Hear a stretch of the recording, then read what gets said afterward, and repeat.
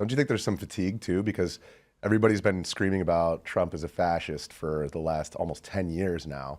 And at this point, it's like it's been a 5-alarm fire for nearly a decade. And, at what point, that's one thing that I've noticed as well is with the Doge protests, people have turned their ire towards people like Elon Musk because Trump is just not the galvanizing figure that he was during BLM where... He's not new. Yeah, exactly. So it's like Elon is now kind of public enemy number one.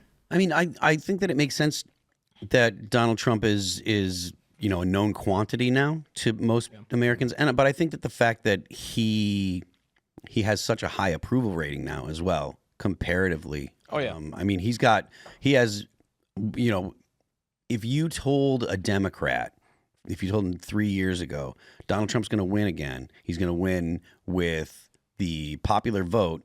And when he wins, he's going to have an approval rating that is on par with any other Republican. They would have lost their minds and they would have said you're crazy because they had convinced themselves that he was this unique evil and unique threat.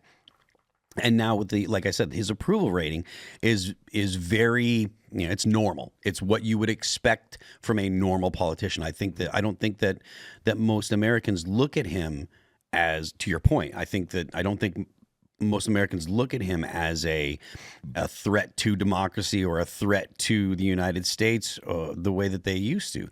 Do you think that could change if he does actually become more draconian in his methods, or if he directs the immigration and Homeland Security to become more draconian in their methods surrounding deportations?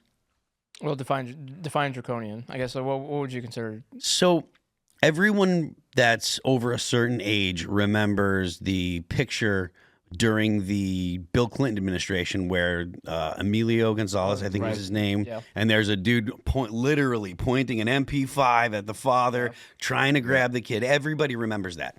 And that kind of imagery can motivate people. Yeah. And in the modern era where everyone has a cell phone, but just because everyone has a cell phone that records video doesn't mean you get an understanding of what's going on. Because you look at, I think it was Philando Castile that set off the Ferguson, right? Yeah. No. What was his name? No, Michael Brown. Michael Brown. Michael Brown. No, I'm sorry, not Fred. I'm thinking where Rittenhouse was. You were there. Jacob Blake. Oh, Jacob Blake. Jacob Blake. Everyone saw that. Yeah. They didn't know the context. They didn't know that he had just committed sexual assault. They didn't know that he was trying to kidnap kids. That he had a knife in the car, and they were like, "Oh, that's clearly a bad shoot." Kamala Harris went and took pictures with him. Yep. So even though he was tased twice right before the video picked up too. So he was just escaping from the police grasp, but he had been tased twice before that. But it was still enough. You couldn't see that in like that 7-8 second. Yeah. No, but it was still enough to basically burn down all of Kenosha. Yeah.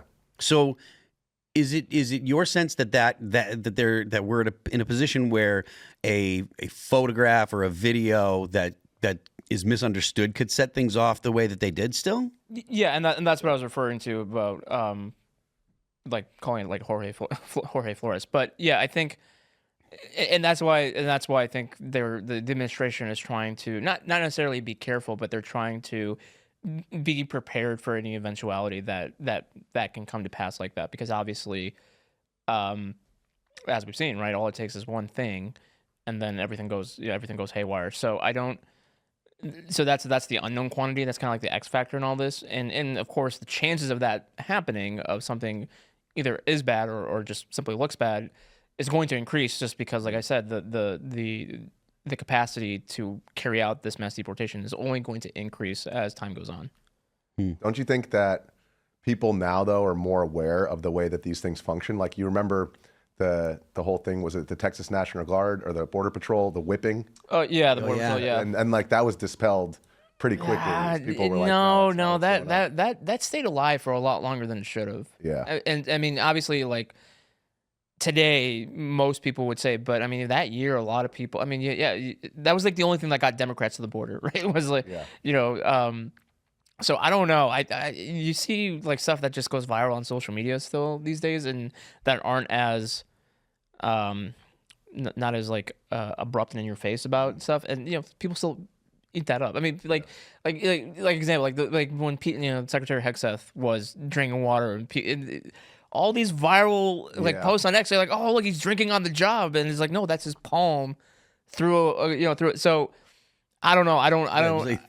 I saw a quick clip of that. It was like 3 scotches for a 20 I saw it minute. and I was just like, yeah, military guy's drinking some whiskey. Right. No. Right. So now you take something as insignificant as like potentially drinking to like someone getting injured or someone getting killed in an ICE raid. I don't know. I think people are still very much primed for just immediately reacting. I think. Again, the appeal, like the widespread appeal and the excuse making that we saw back in 2020, because that was constant. I mean, BLM had a 70% approval rating in June of that year. I mean, that's crazy. Yeah.